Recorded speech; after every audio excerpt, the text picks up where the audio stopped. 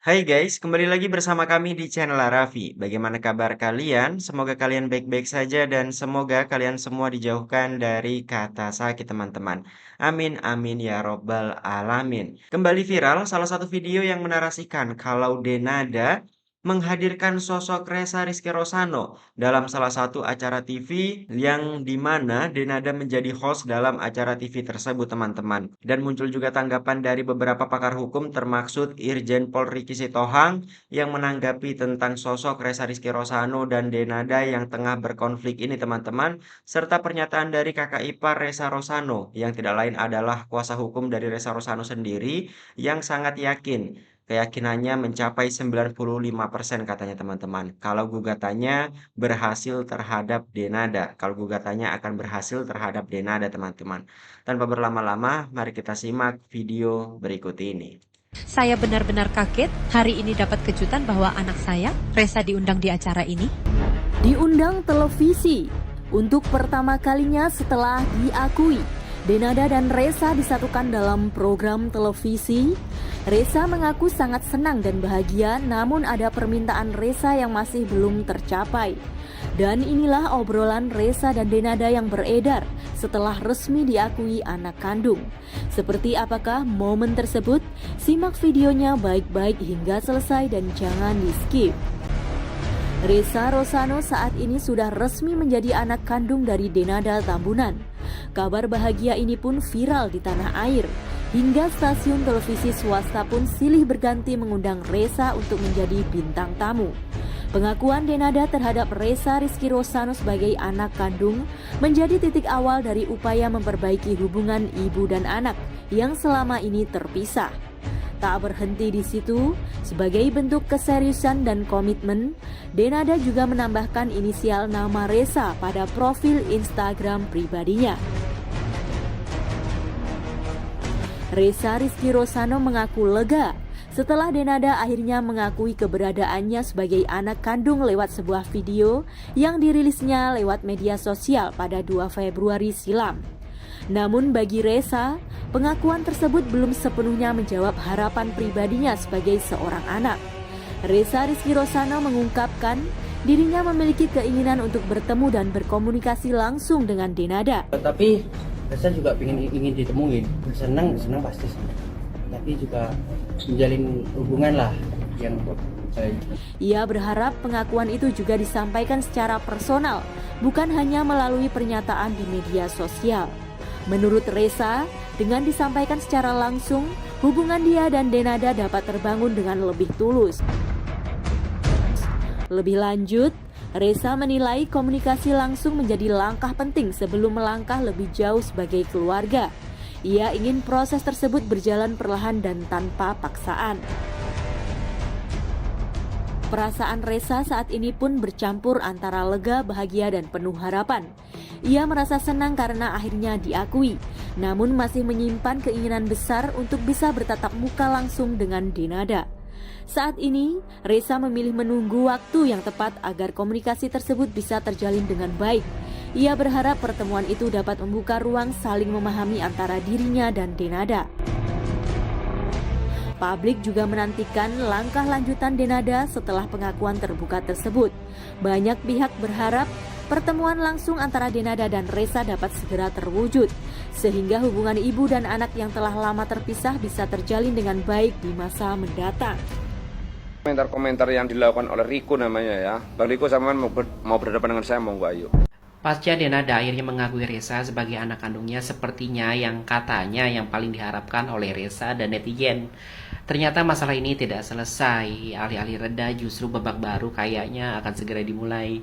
Jadi muncul adiknya dari Denada ya, namanya Riko, yang memberi pernyataan bukan untuk menyerang siapapun, tapi untuk membersihkan nama ibunya, katanya almarhumah Bunda Emilia Contessa, yang belakangan ini dibanjiri tuduhan dan narasi sepihak.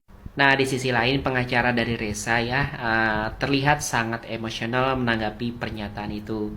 Maaf nih ekspresinya ya kayak orang yang baru bangun tidur ya, matanya merah, atau mungkin sedang tidak dalam kondisi yang paling tenang untuk bicara di ruang publik.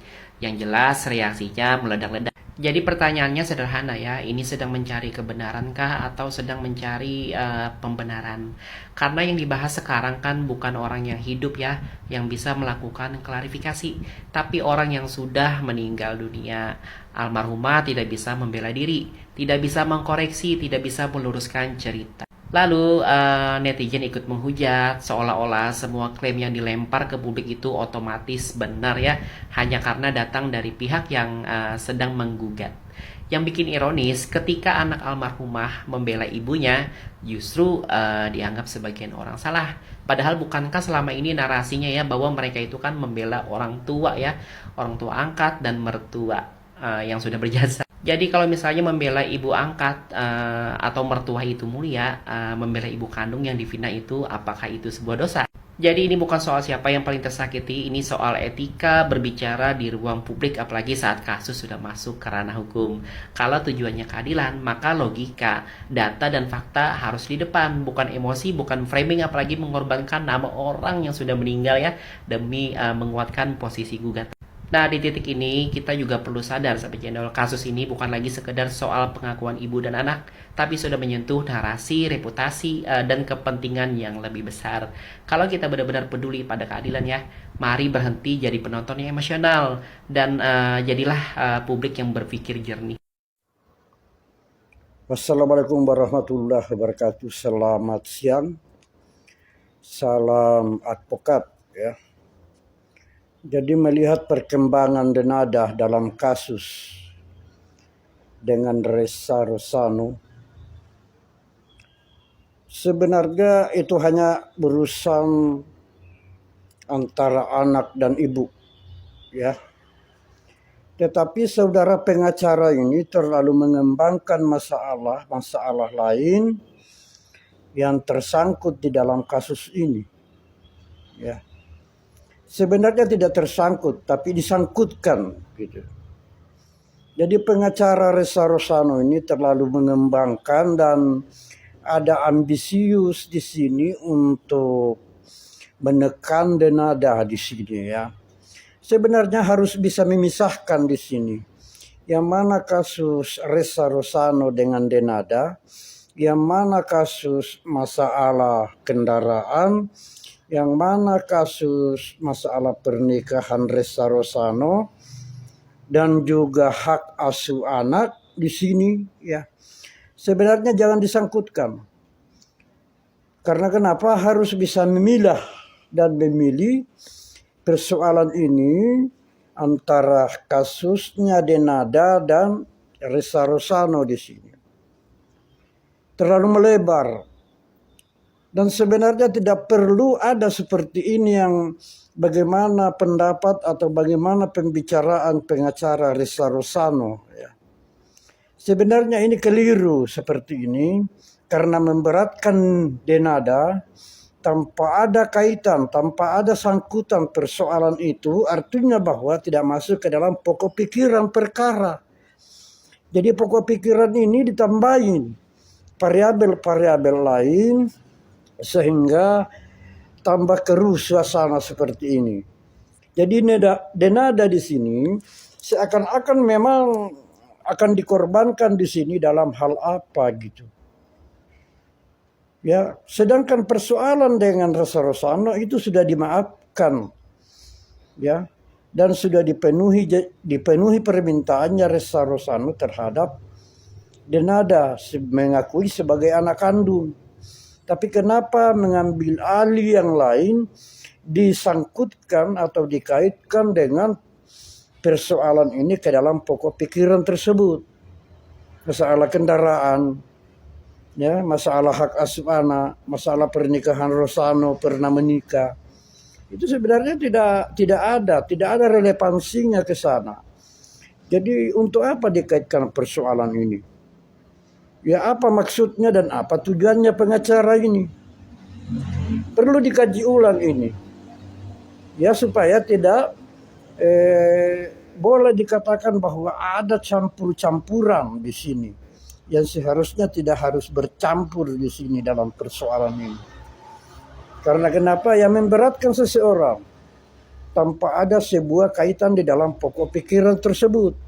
Jadi kalau memang ada persoalan kendaraan, ya, itu kenapa tidak dari dulu dipersoalkan? Kenapa pada momen sekarang pada level Ressa Rosano meminta pengakuan sebagai anak kandung dari Denada di sini.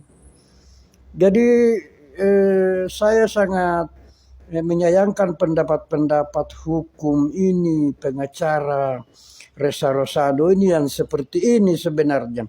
Tidak bisa melihat salah satu sudut yang bisa semestinya diselesaikan dengan baik, tetapi memasukkan variabel-variabel lain sehingga memperkeruh suasana.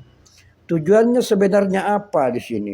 Kalau memang ada tujuan pribadi atau ada persoalan pribadi dengan Denada, jangan dicampurkan di dalam kasus Ressa Rosano karena berbeda karakter dan berbeda pasal. Oke? Assalamualaikum warahmatullahi wabarakatuh. Salam advokat. Selamat siang. Salam sehat. Salam waras. Ada salahnya saya kan begitu. Ada intimidasi, Mas. Yang dirasakan sama, kan begini ceritanya kemarin itu ketika dia show ya, fashion ya, saya di luar. Satu di luar, ketika itu ditanya mungkin cuma karena anak ini lagi takut, lagi sendirian, didatangi itu kan agak shock kan WA saya kok merasa terintimidasi. Bukan terintimidasi sebetulnya, kok seakan-akan dipojokkan. Itu loh. Diskredit itu bukan ada di secara kontekstual bukan di Denada, tetapi seakan-akan peristiwa karena Denada tidak punya pekerjaan itu karena salahnya dia. Itu. Sebenarnya rasanya bilang namanya makanya Iya. Iya, makanya saya kan berani menyebutnya nama kemarin, tapi ya saya juga mohon kepada netizen-netizen untuk tidak meneruskan atau makanya saya ini kan karena saya satu-satunya orang yang bisa memprotek Ressa kan. Itu kan. Selain abangnya ini juga kan ini. reaktif ya, jadi Iya. sulut emosi lah ya. Iya. Protektif. Betul. Tapi kalau dari Ressa sendiri memang dia nggak mau ya kalau Denada yang dijemput, dia bilang gitu. Ya jangankan Ressa. Saya juga nggak mau. Kita juga tidak ingin ini terjadi. Itu loh.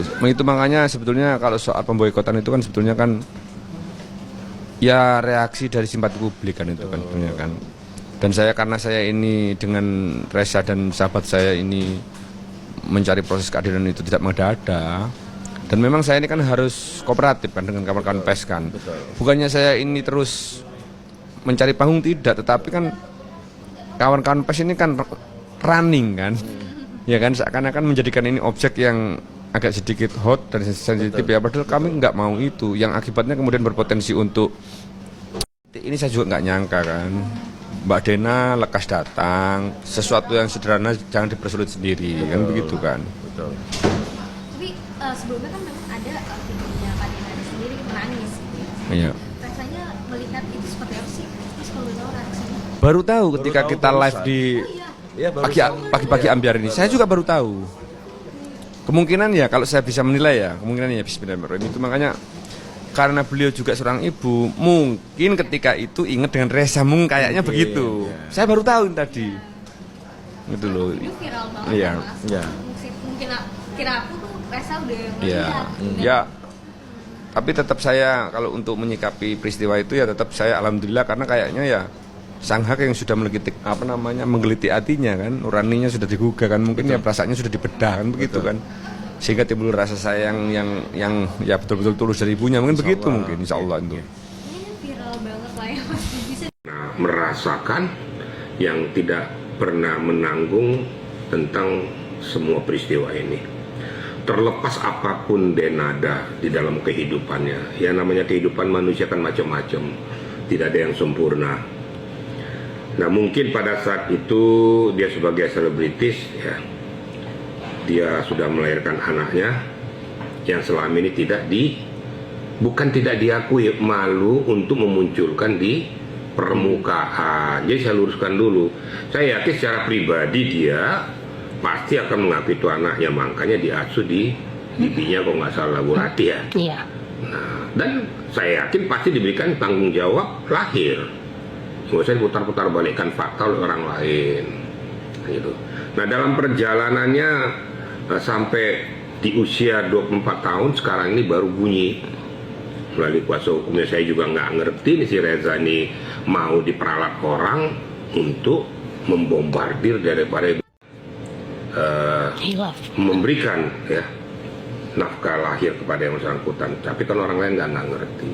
Ya dengan sendirinya kalau sudah diakuinya mau apa lagi yang mau dituntut? Dan dia kan sudah memberikan tanggung jawabnya. Ya sudahlah.